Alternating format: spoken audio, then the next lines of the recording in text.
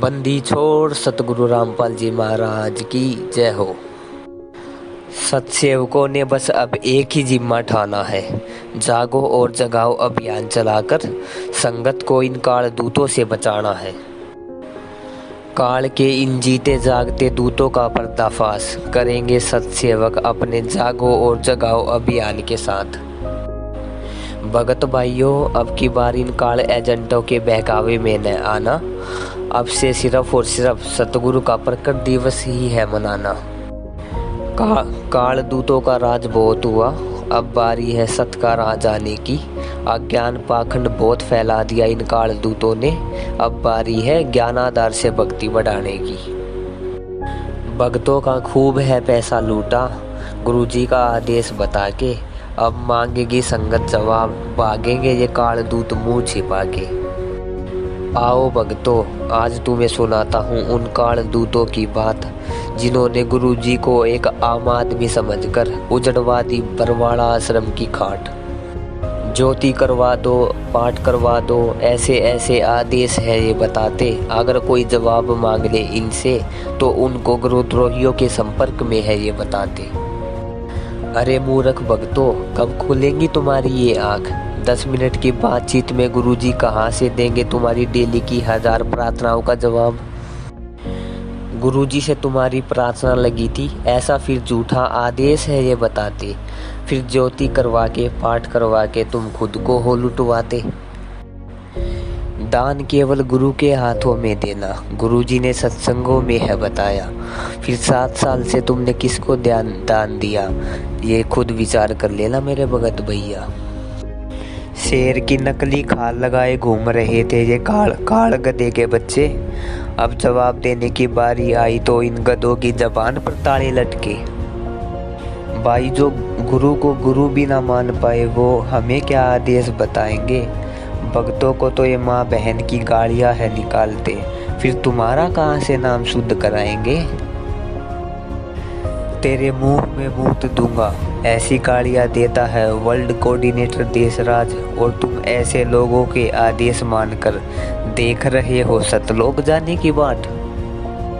तेरी बेटी को कोठे पर बैठाऊंगा, ऐसी बातें करता है वर्ल्ड कोऑर्डिनेटर देशराज। अब विचार कर लेना कि ये लोग सारनामी भगत है या हो रहा है संगत के साथ में विश्वासघात।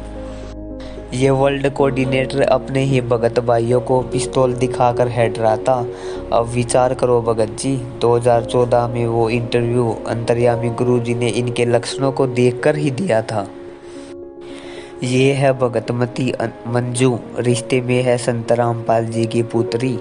जब देखोगे इसकी हकीकत तो कहोगे, अरे भाई ये तो वास्तव में काल की है पुत्री। भक्तों को झूठ नहीं बोलना, ऐसे आदेश हमें है बताती। खुद झूठ और राजनीति की गंदी धारा अपनी मुख से है ये सुनाती। अरे पिता के रूप में भगवान मिला, इससे बड़ा सौभाग्य और क्या होगा? पर इन काले एजेंटों ने भगवान को 2 कौड़ी का जीव समझा। इसका भुगतान तो अब आने वाले समय में होगा। भाई, गुरुजी को समझ रखा है मंजू ने 2 कौड़ी का जीव, तभी तो आज भगत समाज को भटका रही है ये नीच।